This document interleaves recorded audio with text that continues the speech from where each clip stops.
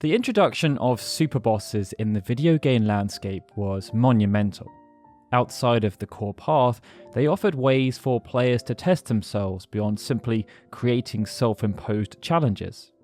Superbosses instead demanded players to showcase their mastery of the respective gameplay systems, and this inherent fact has meant the concept of superbosses was required to constantly evolve.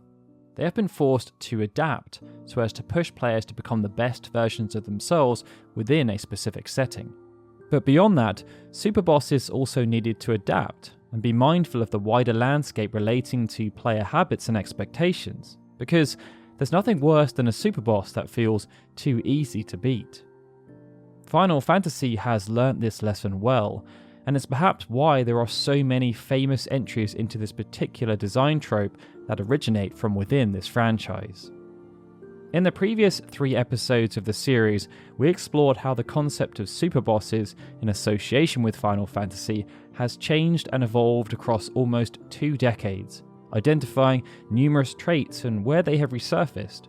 So, if you're coming in fresh, we therefore recommend checking out episodes 1, 2, and 3 via the links in the description below so that you can get up to speed, because we still have a long way to go in our exploration, and you'll probably want to understand some of the references that are being made along the way. But, with that in mind, let's continue to explore the complete evolution of superbosses.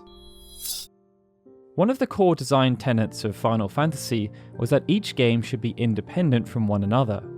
An ethos would still persist through naming conventions and the appearance of certain mythological creatures and core gameplay mechanics where necessary. But almost everything else, including the lore and playable cast, was expected to be original each and every time, as a way of challenging the staff and encouraging them to reach greater heights.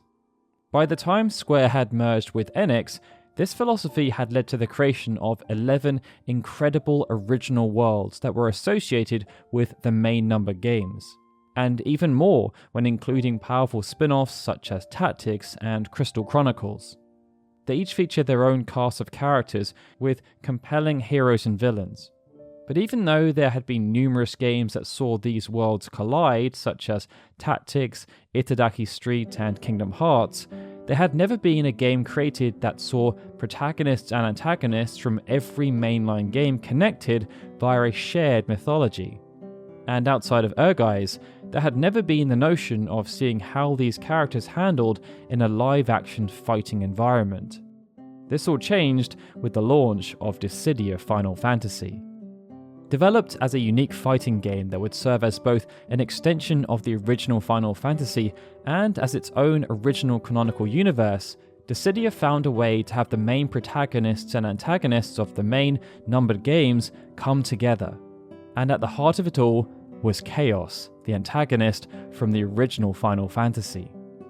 After the main campaign was then completed and Chaos had been vanquished, the Dual Colosseum unlocked, and it was here that the game's superboss could be faced, which was also Chaos.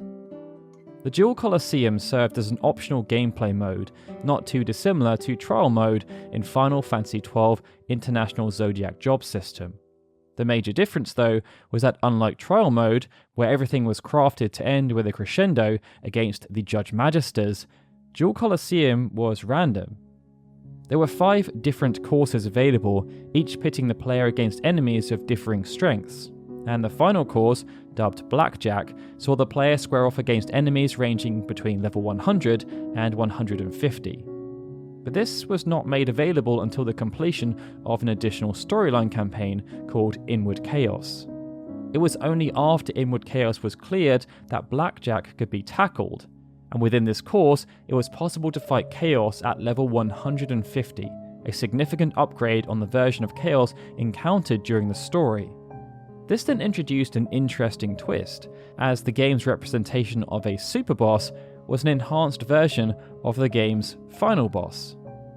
Further to this, due to the nature of the Colosseum, level 150 Chaos could be faced an indefinite number of times, making it more in line with what might be expected from a pseudo-superboss.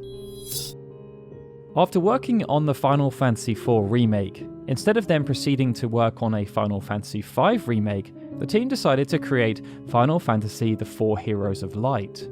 It served as a modern adaptation of the classic 8-bit and 16-bit era Final Fantasy games, and this meant alongside there being 4 Heroes of Light, there was also a comprehensive job system, and of course, superbosses. But the superbosses housed within the final product were nowhere near as impactful as the likes of the Iron Giant, Proto-Babil, or Geryon. The game featured 6 superbosses in total, and they could be found at the top of 4 separate bonus locations. 2 of these locations featured individual superboss encounters, while 2 featured encounters against 2 superbosses at the same time.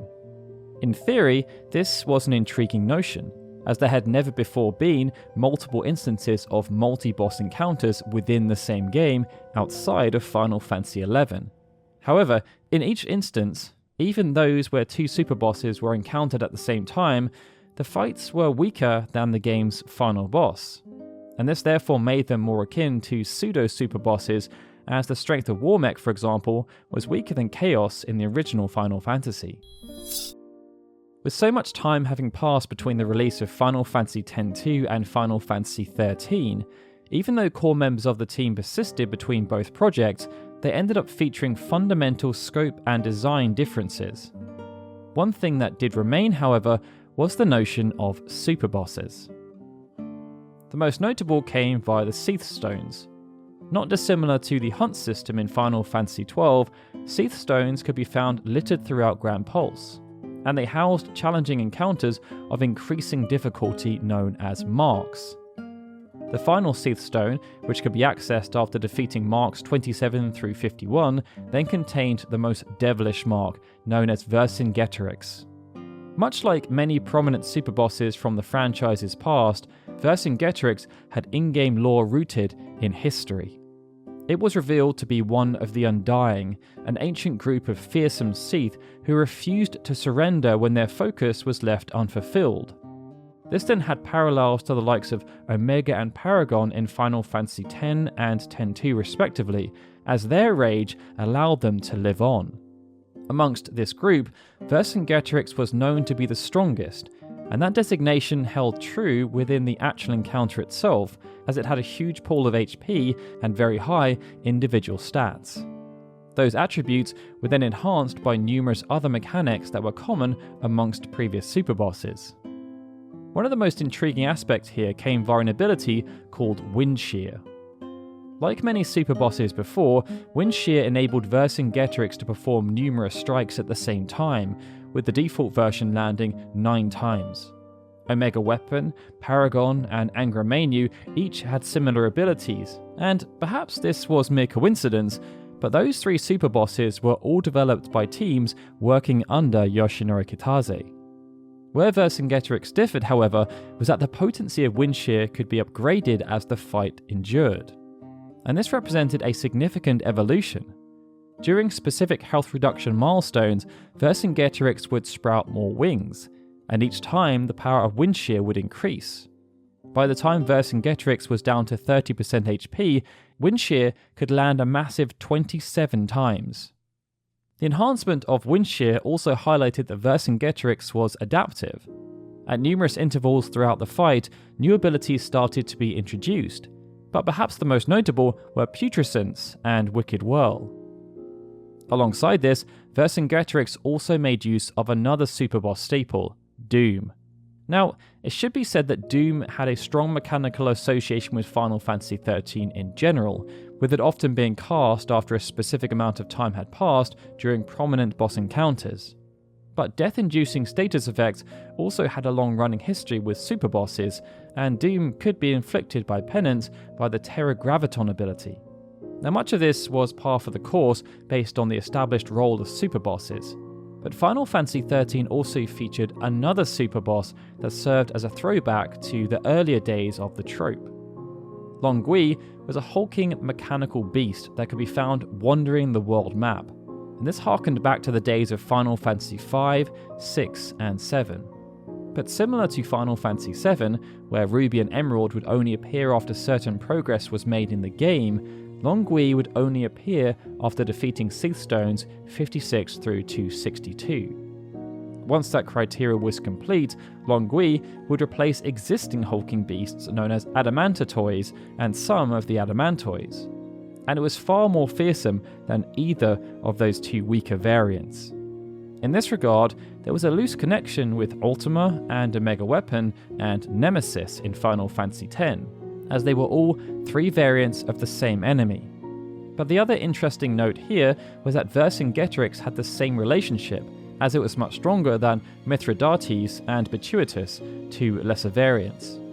Longui also had more HP than Vercingetorix and much higher attributes, but it would pose a very different challenge due to its abilities, which included Doom.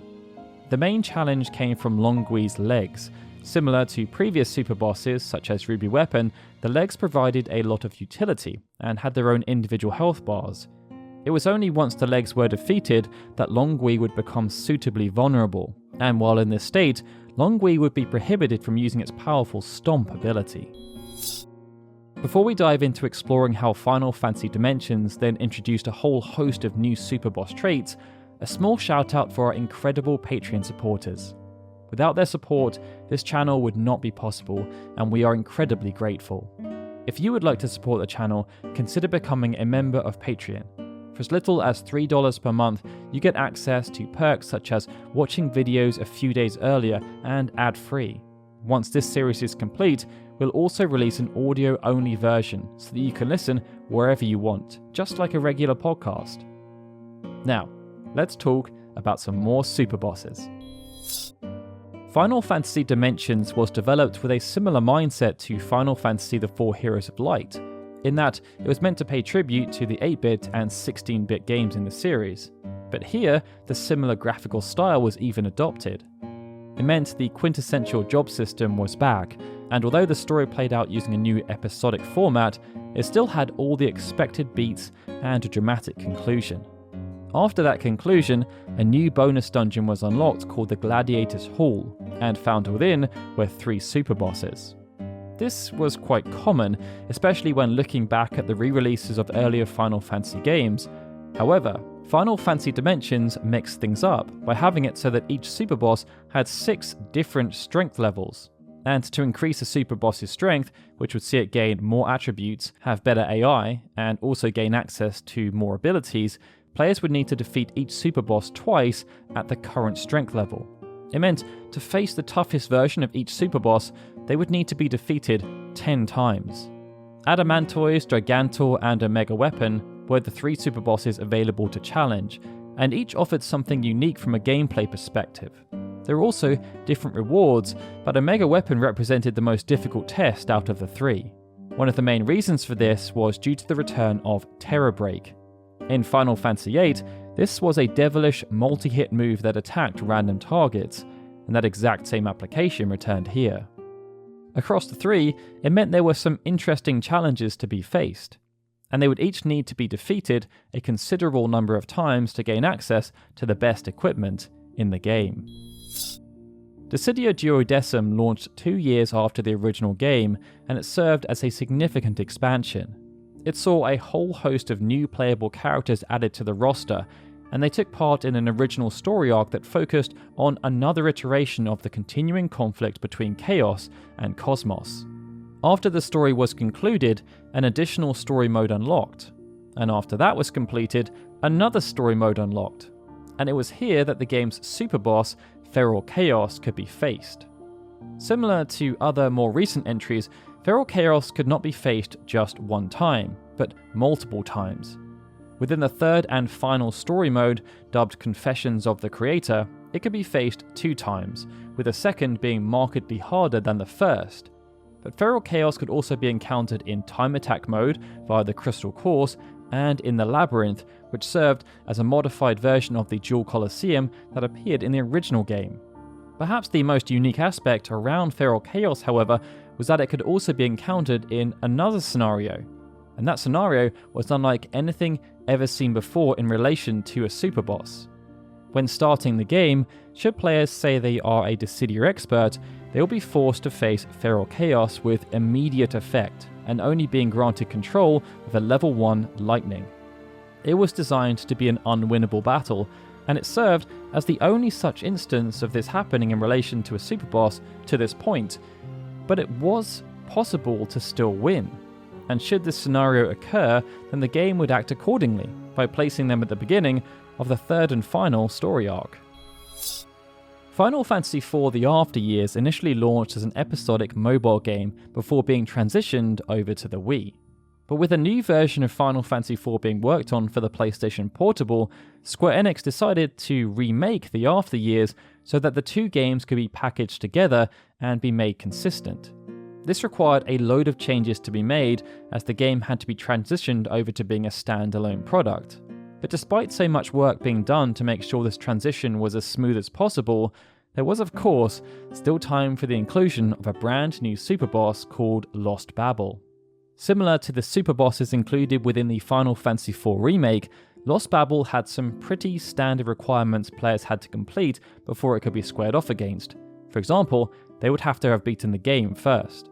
But there were also some fun nuances too, and these took advantage of the game's design principles to create a superboss that was a bit more unique. Unlike every other non-MMO superboss, due to the scale of Lost Babel, it had to be faced by 3 parties at the same time. This harkened back to other encounters such as Bizarro Sephiroth, but it was of course reminiscent of the many alliance-based superbosses from Final Fantasy XI. The other element was that, similar to some other more recent superbosses such as Minerva, Feral Chaos, and the 3 superbosses found in Dimensions, Lost Babel could be fought against an unlimited number of times. The only caveat was that there was now an entry fee, as to fight Lost Babel, players would need to pump up 500,000 gil. After the release of Final Fantasy IV The Complete Collection, Square Enix continued to support the PlayStation Portable by releasing an original game called Final Fantasy Type-0. Having been announced back in 2006 as Final Fantasy Agato 13, Type-0 ended up having numerous revisions during its time in development. These changes related to the story and overall scope, and even the planned release platform.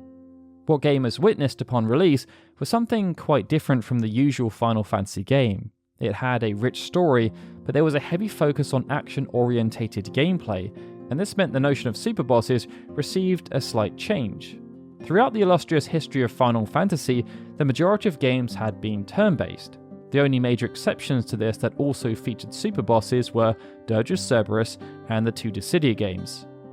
And it was the latter of the 3 that would serve as an intriguing inspiration, and this would relate to both of Type-0 superbosses, albeit in different ways. Gilgamesh appeared during the main storyline campaign a few different times, but the true form of Gilgamesh could not be faced until playing Type-0 on New Game Plus.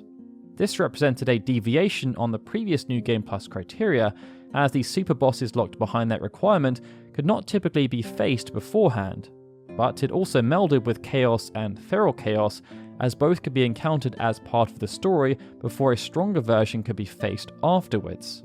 There was also a further separation though, as after Gilgamesh had been faced in New Game Plus via the Machina's Struggle mission, a portal would open on the world map, leading to the Rift.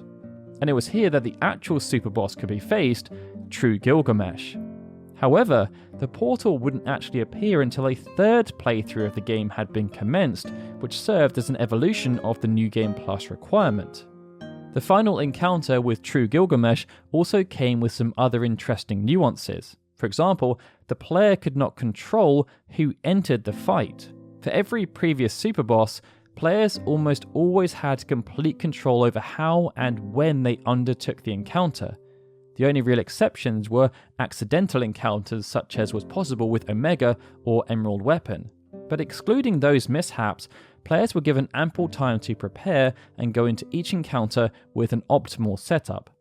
Here, however, True Gilgamesh would select a party member at random, and should they be defeated, as if to add salt to the wound, True Gilgamesh would claim the weapon they had equipped as a trophy. The other superboss found in Type-0 was Nox Suzaku, and this fulfilled another trait associated with Feral Chaos. After starting a New Game Plus playthrough, Nox Suzaku appeared during the introductory sequence as Unidentified Target. Similar to Feral Chaos, this was an unwinnable encounter, with the actual fight taking place as the playthrough progressed. Both superbosses also had an element of lore. Gilgamesh was the Black Tortoise Lassie and was immortal. It's unclear how old this makes Gilgamesh, but he was the king of Lorica and was in charge of protecting his country. Nox Suzaku, on the other hand, was a being of unknown origin. According to the lore, it was a fabled being that exists in an adjacent realm. Thus, both fulfill the trait of being ancient and mystical in nature. With Final Fantasy XIII-2 serving as a direct sequel to Final Fantasy XIII, numerous aspects remained the same between both games. This saw many of the same characters return, and the battle system, although modified, had the same fundamental application.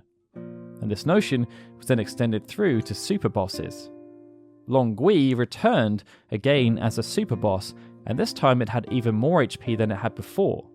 Yomi then appeared as an alternative to Vercingetorix, featuring similar abilities and a similar design. However, unlike Longui, which was arguably made stronger in Final Fantasy XIII-2, Yomi was weaker than Vercingetorix and could no longer use Doom. But the main challenge, in the base game at least, came from neither of these superbosses. Instead, it was provided by a new entry called Raspatil, which, like Vercingetorix and Yomi, was another member of the Undying, a group of ancient and powerful Seath. Unlike the other superboss encounters faced in the Final Fantasy XIII sub-series to this point, Raspatil had a few tricks up its sleeve, and perhaps the most notable was the ability to call upon allies. At specific points, Raspatil could summon various weaker Seath to assist, and this particular trait had seldom been seen outside of superbosses that featured in Final Fantasy XI. However, unlike in Final Fantasy XI, where bosses such as Kirin and the Archangels used allies to increase the volume of targets and their damage-dealing capabilities, Raspatil had an ulterior motive. Should the player not defeat the summoned Seath quickly enough, Raspatil consumed them, gaining access to a powerful heal. As time passed, the challenge found within Final Fantasy XIII-2 was then increased via its downloadable content, as this added the Colosseum. And in the initial instance, the most notable superbosses added were Snow Villiers and Valfodr. The appearance of Snow was quite intriguing, as never before had a superboss been a prior protagonist, or indeed a formerly playable character. The only exception to this could be the Archangels, which represented the player races in Final Fantasy XI, but they were not actual characters in the same way. The fight itself was also unique via the tension mechanic.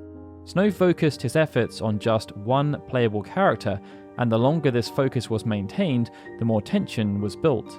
Should this reach 500%, then Snow could use an ability called Sovereign Fist to instantly kill the entire party. Valfodr presented a very different challenge, but perhaps the most notable trait was that this challenge could be increased. Similar to the superbosses found within Final Fantasy Dimensions, even though Valfodr would start off quite weak, it would get stronger with every defeat. This strength would manifest by an increase in HP, but also physical and magical damage, but Valfodr would also gain increased elemental resistances and access to a whole new suite of abilities. But even though both of these encounters were tough for different reasons, another superboss that was arguably even tougher was added via the Clash on the Big Bridge downloadable content. Yes, Gilgamesh returned. Similar to Final Fantasy Type 0, Gilgamesh again had two forms. In the first, which was much weaker, Gilgamesh would use projectile weapons, but in the second, which represented true Gilgamesh, melee weapons would become the focal point. This then brought numerous traits to the fore, as by using each of the different weapons accrued over the years, Gilgamesh was able to deliver a lot of different debilitating status effects, and high amounts of damage. But as more and more damage was dealt to Gilgamesh, his stats would increase, and he would also gain access to new abilities and counters. When Final Fantasy XIV was announced, it came with a high degree of expectation. Final Fantasy XI had been a genre-defining MMO when it first released, and fans were desperate to see whether that same feat could be achieved yet again. Unfortunately, that was not to be the case. It became clear not too long after launch that the development team had not kept up to date with emerging trends in the genre, and such was the backlash that the producer and director were removed from their roles. The PlayStation 3 version was delayed indefinitely, and paid subscriptions were suspended until further notice. After the appointment of Naoki Yoshida, wounds started to heal, and light appeared at the end of the tunnel. Many positive changes were made from this point forward, but with respect to this video, one of the most important came on the 20th of June 2011 via patch 1.22c, as this was when Final Fantasy XIV got its first true superboss, Ifrit. The Bowl of Embers pitted players against Ifrit, and it was available within the original release of Final Fantasy XIV, forming part of the main scenario quest. Due to the nature of this trial, the base version was balanced towards those progressing through the main story, but in patch 1.22b, a more difficult version was introduced via the Bowl of Embers Hard. This presented a much more difficult challenge, as the level cap was raised and much stronger gear was required. But just as players were adjusting to this change, patch 1.22c was released, and this introduced the Bowl of Embers Extreme. Ifrit now had a much greater HP pool and a considerable boost in attack power. Ifrit would also use more ability patterns much earlier in the fight compared to the hard version, making use of Hellfire on a semi-regular basis to try and achieve victory. But Ifrit also made use of enhanced regular abilities such as Seer and Eruption. Perhaps the most notable part of the fight, however, in terms of comparisons with previous superbosses, related to Ifrit's horns. Similar to the likes of Long Gui in recent memory, the strength of Ifrit and its abilities was determined by something else. And in this case, if the horns were left intact, Ifrit's damage-dealing potency was elevated, with some abilities even made unavoidable. Each instance of the Bowl of Embers then returned in Final Fantasy XIV when it was relaunched as Final Fantasy XIV A Realm Reborn. But the Extreme version was not added into the game until patch 2.1, and due to numerous gameplay changes, its relative difficulty was reduced. Regardless, those who wanted a challenge didn't even have to wait to tackle this new version of Ifrit, as the base version of Final Fantasy XIV received a brand new superboss that was on par with the original version of Ifrit. And this superboss appeared as part of a raid called the Binding Coil of Bahamut. At launch, this raid consisted of 5 sequential instances of increasing difficulty, and at the conclusion of turn 5, players would be tasked with defeating a superboss called Twintania. This in itself was a significant evolution on the superboss concept. There have been a few instances before of sequential encounters, and players on the odd occasion have been tasked with defeating back-to-back superbosses, such as with Paragon and Tremor in Final Fantasy X-2 and the Judge Magisters in Final Fantasy XII International Zodiac Job System. But never had they had to overcome a challenging pre-trial before then having to defeat such a brutal foe at its conclusion. Twintania itself was fought across 5 separate phases, each with distinct abilities and patterns that players were required to become familiar with. And, as had now become quite common with superbosses, those phases were dictated by how much Twintania's health had been reduced. Outside of numerous allies joining Twintania during the encounter, perhaps the most difficult aspect though was how easy it was to suffer an instant death, with the Twisters being quite notorious in this regard. Twintania also had the ability to inflict numerous debilitating status effects such as Death Sentence and the equivalent of the Doom Countdown from Final Fantasy XIII. After 13 minutes, Twintania would become enraged, using an ability called Etheric Profusion relentlessly until all players were downed, and due to the frequency of its use, the chances of achieving victory after this point became rather diminished. Even though Lightning Returns was developed as the 3rd game in the Final Fantasy XIII trilogy, instead of introducing further refinements, the decision was taken to make some pretty significant changes compared to the 2 previous games. This meant there was an adapted gameplay system, and the general structure was modified, and it meant we got 2 brand new superbosses. However, there was still a connection with the previous game, and this was similar to how some of the superbosses in Final Fantasy XIII-2 were connected with 13. In this instance, Aeronite was based on an enemy called Feral, And the odd element here was that even though it wasn't a superboss itself in that game, Feral did have a connection with Longui. Aeronite also continued the association between the 13 trilogy and superbosses being encountered in the field, as it could be found wandering around the dead dunes. But, similar to the older superbosses such as Emerald Weapon, Aeronite only appeared after a certain amount of progress had been made in the game. In this instance, players needed to progress to Day 7. The encounter itself came with a few different nuances.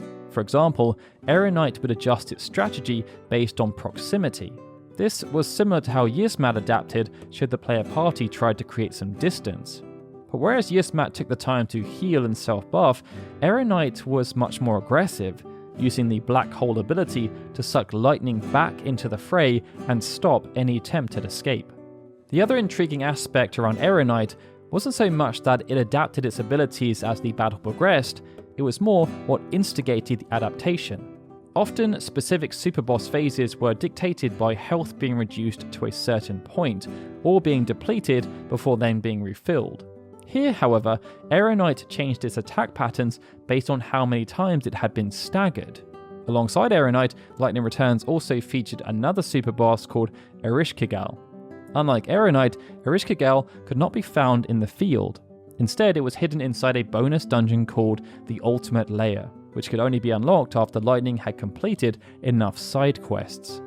Although it was never confirmed via in-game lore, Ereshkigal had the appearance of a Seath, and it was dummied out in both Final Fantasy XIII and XIII-2. Based on that, it theoretically served as a continuation of the Undying, and even though it didn't use the same model, there were similarities with Vercingetorix and Yomi. Perhaps the most obvious parallel was its use of a multi-hit ability that could see its application enhanced. With Vercingetorix, this came via the ability called Wind Shear, with the number of hits determined by how many wings had been sprouted. Ereshkigal had a very different application. Its multi-hit ability was Meteor, but in its standard form, this only landed one hit. However, should it gather enough charge, then Meteor could be enhanced to first Mega Meteor, going all the way up to Exameteor, which landed 15 strikes. This could deal huge amounts of damage, but it wasn't Ereshkigal's only multi-hit ability, as Resonance landed over 10 strikes, with each strike dealing more damage than the last. Similar to Aeronite, Ereshkigal also had phases dictated by the number of staggers, with barriers introduced and removed throughout the various stagger phases of the encounter. The other element that made Aeronite and Ereshkigal quite unique though, was that they could be faced in 3 different ways. There had been notions before of superbosses being enhanced through successive encounters, and Minerva in Crisis Core introduced the elevation of challenge based on difficulty setting. Lightning Returns pushed this even further by offering a hard variant for each superboss, but also an easy variant for those who perhaps found the challenge to be too great based on their current skill level, but still wanted to be challenged nonetheless. By the end of the 2000s, the Final Fantasy XI active subscriber base was starting to decline, and it no longer became viable to create standalone expansions that were releasing every year, as had been the case up until the release of Wings of the Goddess. The development team still wanted to keep players engaged, however, and alongside the introduction of strong notorious monsters such as Dark Ixion and the Providence Watcher, this saw them work on smaller expansions. In the initial sense, these came via add-on scenarios that were more focused on story and offered limited gameplay challenges. But in 2010, Abyssia started to roll out, and these add-on packs had a primary focus on gameplay. By 2013, the game's 5th expansion had been launched. It was called Seekers of Adoulin, and it continued the notion of trying to elevate gameplay challenges. In December 2013, this then manifested through a brand new piece of content called High-Tier Mission Battles. The idea was to introduce the classic battles from the game's past in a controlled environment, while also elevating the challenge. And this saw the likes of the Archangels and the Divine Might encounter resurfaced from Rise of the Zealot, as well as Odin Prime and a whole host of other avatars. Shinryu, one of the toughest encounters from Abyssia, also resurfaced. Much like Lightning Returns, in the initial instance, players were able to tackle these superbosses on various difficulties, including very easy, easy, and normal. And the rewards were good. However, once the encounter was completed, players were then able to tackle them on difficult and very difficult. Due to the nature of these encounters, it meant there wasn't just one super boss, there were countless. But should they be felled on the very difficult level, honorary title was granted to the victor.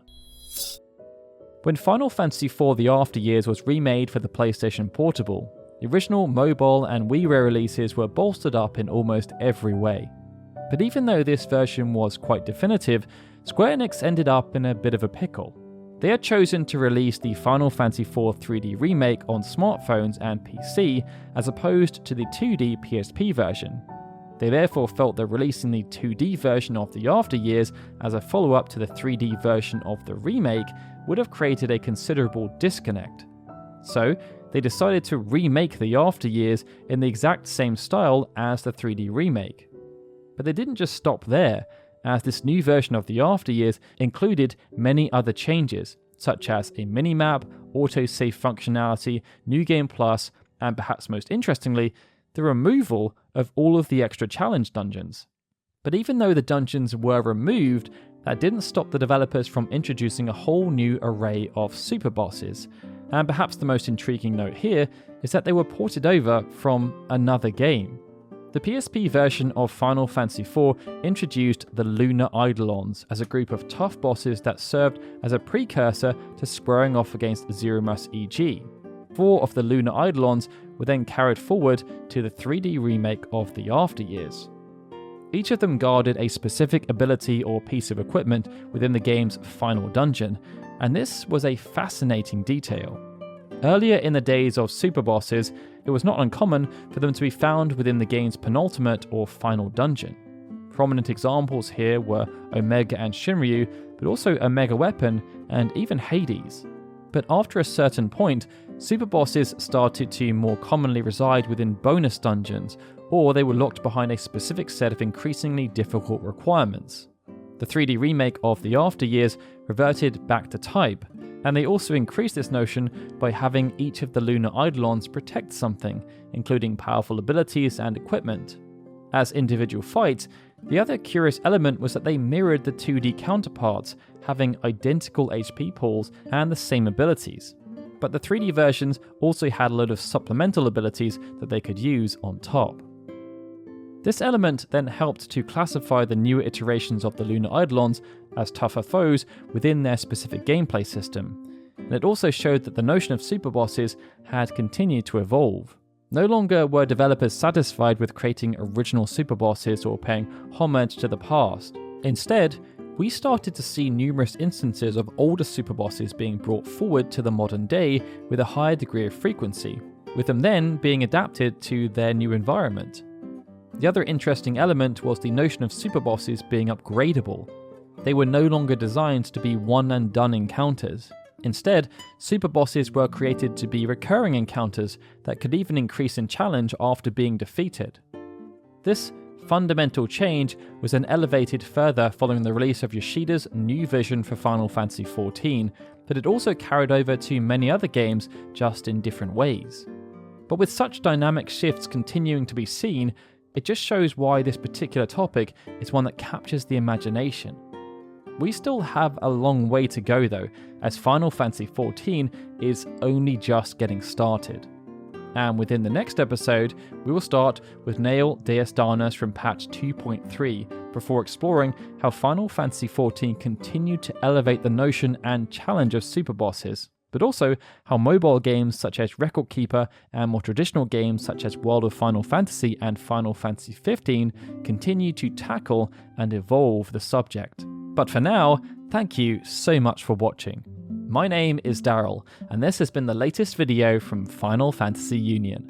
If you had fun and enjoyed the topic, please support the channel by liking the video and commenting below to give us your thoughts on the subject, and by subscribing and hitting the notification bell. Any interactions you make really help us out, but they also help us to understand what you like to see. So, if you like this content, let us know, and if you want to see something else, let us know that too. You may also be intrigued by some of the other things we do, including our newsletter called Wark Digest. Every single week, we give thoughts and opinions on everything that's happening in relation to Final Fantasy. If you're interested, you can find us on Substack. Now, if you want to be part of an always growing and engaged community relating to Final Fantasy, check out our Discord. We have over 1,000 members, and much like this channel, the community is built on a mutual respect and positive appreciation for the franchise. A special thanks also has to be given to our Patreon supporters. Honestly, without them, this channel would not be possible. So, every video is dedicated to them, and especially Benjamin Snow, The Livestream, Gregory, Juan Jaramillo, Justin Dent, and ZukinTDK, who are super special Onion supporters. Honestly, we don't deserve the support you offer, but we are incredibly grateful. And to repeat, without your support, this channel would not be possible. If you'd like to support the channel, consider becoming a member of Patreon. For as little as $3 a month, you can get perks such as videos early, free from advertising, audio versions of our super long-form content like this video, and voting rights to help us determine our next major project. Alright everyone, this is Daryl signing out. I'll see you all again soon for more Final Fantasy goodness.